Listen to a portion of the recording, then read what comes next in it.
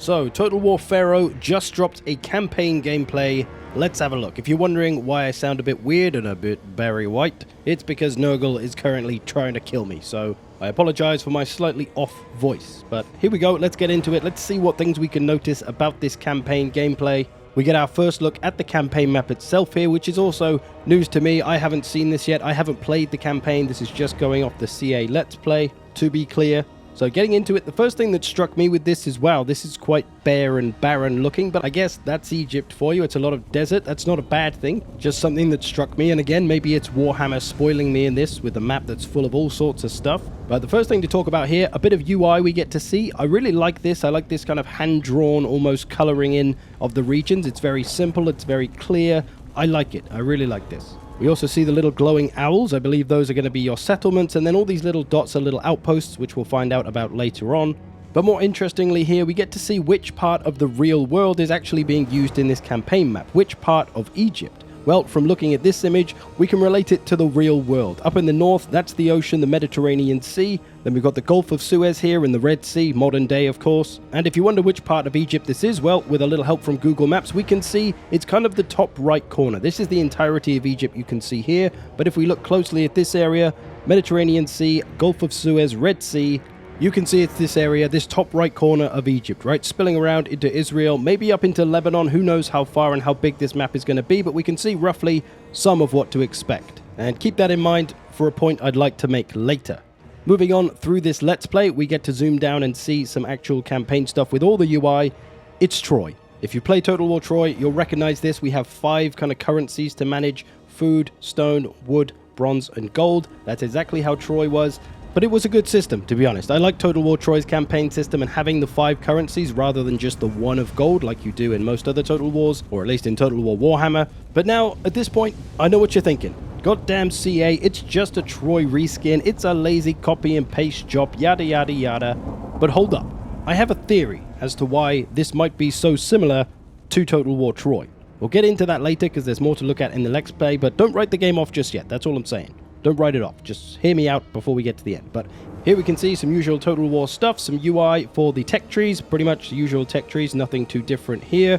We also get to see some province UI, which looks really nice in my opinion. It's all uniformed colors on the buildings, black and gold on the blue background. Looks very nice, it's very clear, very similar to Troy, of course. And Troy was always good in that aspect. It had a good UI, I thought. Really nice overall design and flavor to the game with the UI and just the general visuals. So it all looks really good here as well. This is really nice, the color scheme there on the different types of buildings. A+ on this, I think. Certainly better than Warhammer 3's blood-infused red everything UI that we had. Let's hope we don't ever see anything like that again. Then we got some diplomacy. Guess what? It's very similar, same as Troy. You get the idea. Again, UI is nice, pretty clear, good stuff. Now, one thing that I think is new to this campaign, which I don't think was in Total War Troy, is this season system, where it moves around through the seasons and you get different buffs depending on what time of the year it is. This is a system that sounds nice on paper, I guess, but I feel like it is one that I probably will ignore most of the time, and I'll recruit units whenever I need them rather than worrying about what season it is or waiting for that season, but we'll see. I guess if it links into their battle weather system of things being more likely to happen at certain times of the year, that might be fun too. Now listen to the Let's Play and this particular line. Apart from the ocean, Sukkot's borders are fairly safe. And I mean, who's going to attack us from the sea? And who's going to attack us from the sea? So this is a little joke about sea peoples, surely.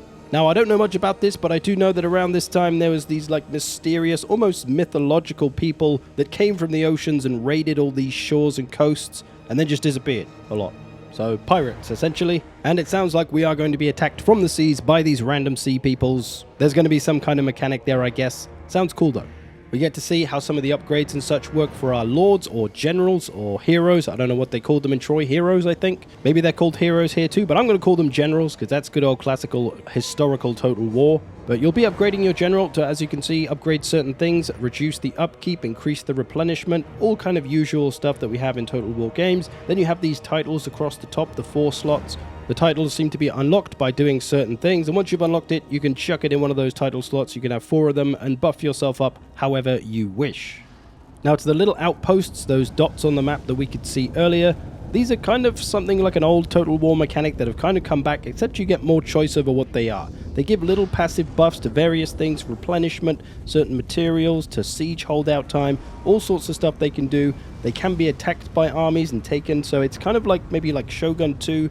In a region, you'd have the settlement of the region, but then you'd also have like a farm and a mine, and the enemy could attack those and take those out or sack those, and that would kind of hurt you a little bit before they attacked the main settlement itself. Seems like it's that kind of system, just with much more depth. And I really like that. It seems good. It's nice to have a campaign with a bit more depth again, given how simple Total War Warhammer is. So you'll have other things to do in enemy regions rather than just having to build up a big army to go after their main settlement. You can just take a small little force and just go and sack one of these outposts and then run the hell away. So yeah, I like this feature. And one last interesting thing we get to see is this legitimacy path thing. Either Egyptian or Hatti.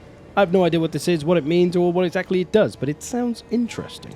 I guess we'll learn about that more as time goes on, but that's the most of what we can learn from the campaign Let's Play. Some cool stuff in there, some nice new features. Very similar to Troy though, as I've mentioned, and as you probably noticed yourself. And we have to ask ourselves, well, why is this, right? Everyone's going to say, oh, it's a reskin, it's a copy and paste, boring, lazy CA, bastards. Well, let's assume that they're not lazy, right? Because funnily enough, they're probably not. And what could be an actual possible reason for them reusing so much stuff and having it being so similar to Troy in both battles and campaign? Immortal Empires type thing, right? They combine the games, Troy and Pharaoh mashed into one, perhaps with a third game as well. It's possible, I think. It's a little crazy. I'm probably not the first person to have this theory, but I think it's possible. Because, come on, it's the same period, right? Late Bronze Age, same part of the world, Mediterranean area, and everything looks and feels the same. Coincidence? I think not.